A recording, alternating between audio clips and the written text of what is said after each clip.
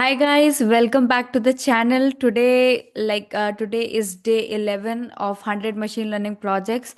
But today we will be diving into an exciting world of machine learning strategies, different type of strategies, because I'm getting a lot of questions like where to start from, like how to learn machine learning and how to get started. So I think this is the start where you can understand, where you can relate that why these field come into place and why this field is important, and this is a very good way to start and to have a number of algorithms, and relate those algorithms with those learning strategies and then move forward. So if you have ever wondered like how AI learn to predict, classify, or even make decisions like a human, you are in the right place. So we have got a comprehensive guide that breaks down all the major machine learning strategies, and I'm going to make it super easy to understand with some fun analogies by the end of this video. So you will know exactly what these strategies are and how they work. So just grab a snack, hit that subscribe button, and let's get started. So what we will do, we will start talk. First, we will talk about the supervised learning. So this is the supervised learning, and we will talk about like how these things happen. So let's start with the supervised learning. So this is when a model learns from a labeled data. Like think of it like a student with a teacher. And imagine you are teaching a kid to identify fruits. You show them an apple and say, "This is an apple." Then a banana and say, "This is a banana." After enough examples, the kid can spot fruits on their own. That if you will ask the kid, "What fruit is this?" then he will be able to distinguish between, or tell which kind of fruit that is that you are pointing out. So that's what supervised learning is. So the model uses input output pairs to predict things like whether an email is a spam, that's classification, or or what a house price might be, which is a regression. So you have to understand why this is called a classification, because an email can be a spam or can not be a spam, like it can be in two categories. So you are classifying a particular thing into two different categories. For the house price, you are predicting the price of that, you are predicting a number. So that's regression. The output value is not in, like it's not a classifying job, it's a regression that you are predicting the next price of the house. So it is different. So for that, you can also use the understand like this is how it's going to be. Task are classification, regression, applications are image classification, medical diagnosis, stock price prediction, even house price prediction is also one of them. So now we will walk towards the unsupervised learning. So unsupervised learning, this one's like for unlabeled data, so where the models find patterns on its own. Picture a librarian organizing books without knowing their categories. They group books by similar topics like science or fiction based on content, basically on content, like what are they similar about. That's what unsupervised learning does. It clusters similar data like growing customers for marketing, or simplifies data with techniques like dimensionality retention. So this is what is it looks like. It does not have a label data. So what it will do, it will take one of the first input, and on for the next input it will see that how similar is those input. Okay, these look similar, so it would cluster all those inputs together who look same, and other inputs together who are a little bit different, and that's how, like, grouping similar data, that's called customer segmentation. Okay. And dimensionality reduction, like simplifying data while retaining key information, that is like principal component analysis. Also, we can say that we can, because they're like if it comes to a human, if I'm talking about Drupal, so there are a lot of features, like lot of features in the sense I have like black brown eyes, I have brown hairs with highlights done, I have nose, two ears, two eyes, lips, and the height is like 5'5". This is the weight and everything. But are these features important when I'm talking about the skills for a job? No, these features are not that important. So you have, like, for different tasks, because a data set might have like multiples and thousands of features, but what for your task, which or what, features are important, which features are important, you have to find that. And for that only we say that dimensionality reduction, that simplifying the data while retaining the key information. Association, finding relationships, example market basket analysis. So I will also explain association with, for example, that if a person is buying, jam, there is a huge possibility that he might also buy, bread. So these are associated, these are different, like different categories, the different, the jam and bread does not fill in the, put in the same cluster, but they have an association to each other. For example, that there is a good chance that if someone is buying coffee, then there might be a chance that they might like different flavors of coffee, so that comes in the similar category, similar cluster, similar data.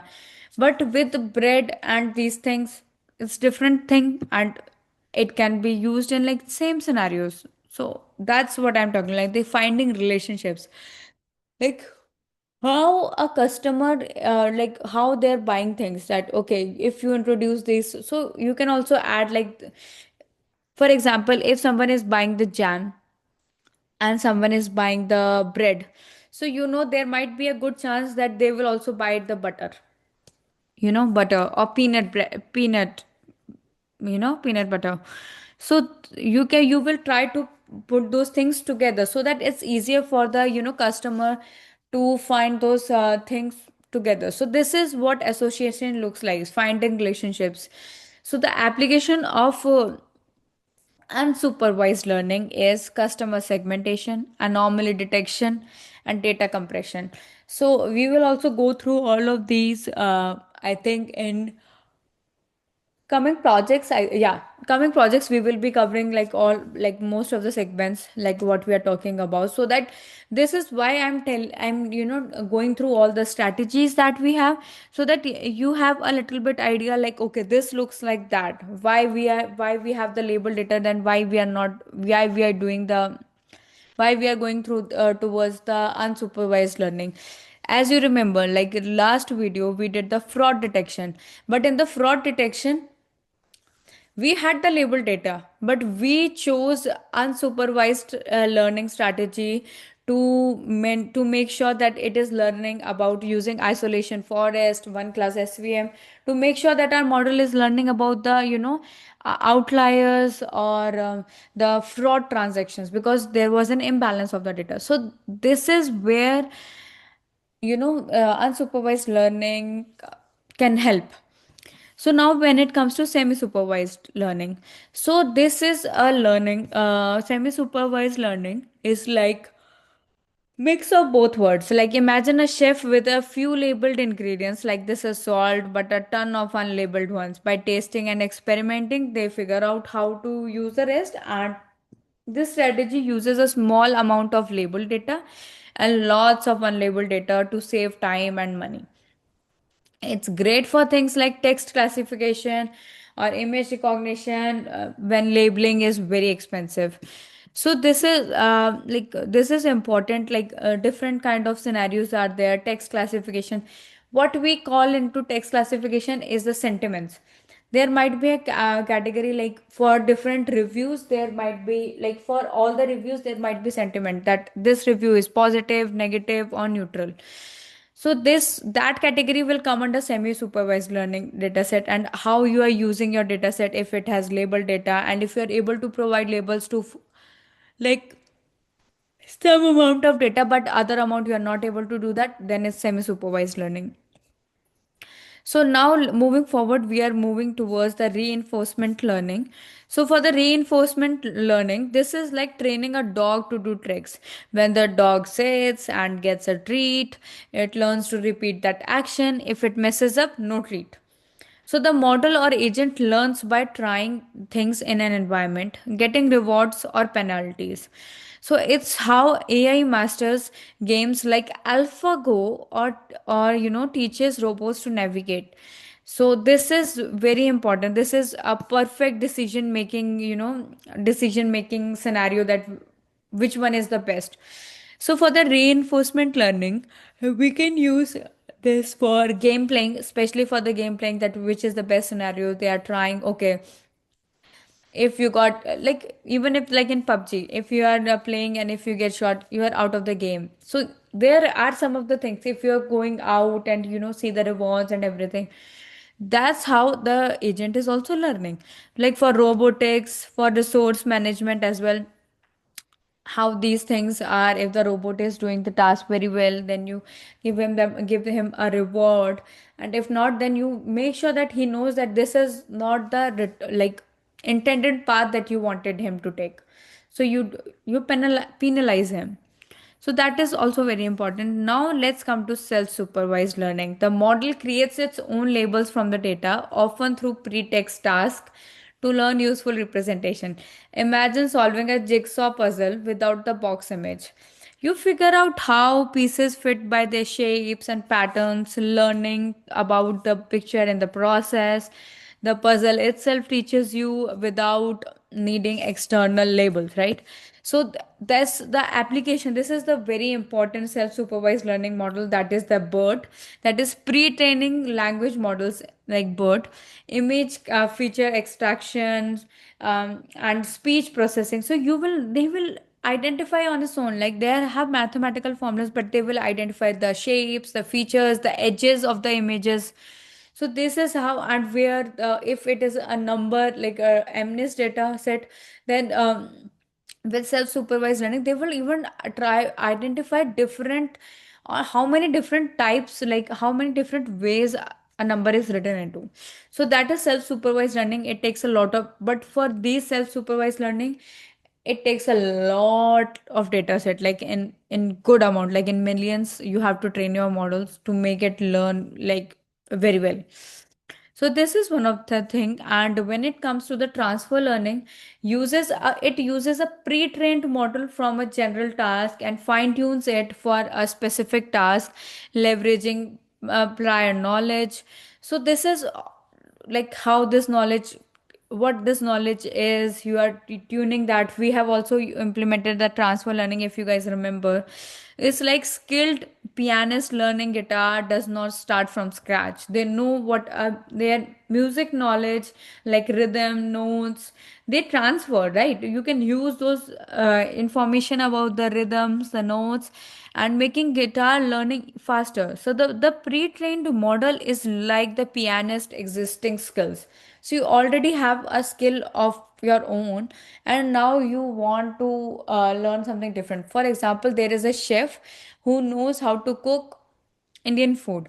Now you want him to cook Chinese food. So he doesn't have to learn from scratch. He knows what's like how much to put salt. Oh, this is turmeric. This is not turmeric. What kind of sauces? And after after some training, he might be able to catch on very easily with better, with good, with less time complexity, as per to the model which is starting from the scratch. So transfer learning is a very good strategy, and a lot of you know um, like big technologies are trying to fine tune their models, like fine tune image classifiers, NLP models like BERT, Llama 3, GPT, like even GPT-5 is like fine-tuned version of GPT-4. That's how you build on things. You are not training your model from the scratch. GPT-5 is not trained from the scratch. GPT-4 was there, and you used a transfer learning, and you added a lot of things, and you made GPT-5. So this is how it is going. This is very important field, and right now this is a very important learning strategy. Definitely others are as well, but this is what you can see like in big companies like Anthropic, OpenAI. these people are doing that. So if you want to go through that, you will be able to understand like how these things are. Even the applications for this transfer learning is medical imaging. Medical imaging is like x-rays, to learn to detect different kind of diseases, different kinds of cancers using the just seeing the x-ray images. So this is like very good learning strategy that we can use. So for today, this is it. I know it's a very basic video for you guys, but I thought like because it has been some times like 3 to 4 days, and I'm coming up with a huge section of how ChatGPT works. Hopefully on the weekend, like it will be converted into small videos, like 3 to 4 videos of separate. And today I was not feeling well. So because of that, so this is it from my side. If there are any questions, you can reach out to me over comments. I know I'm just a starting beginner, but I can definitely sit with you and try to figure out to what your problem is and how we can mitigate that. If you are facing any errors, we can brainstorm over that as well. So that was it from my side, and hopefully you like this video, and I have also attached this document. If you need anything from my side, any information regarding a book that you want to cover regarding machine learning, a course that you want to take regarding machine learning, and if you have any questions regarding the earlier projects, if you want me to work on a project that you are interested in, I'm happy to do that. So just hit the like button, subscribe, and please do comment if you have something that is good. Okay, so that was it from my side. Thank you so much. Bye bye.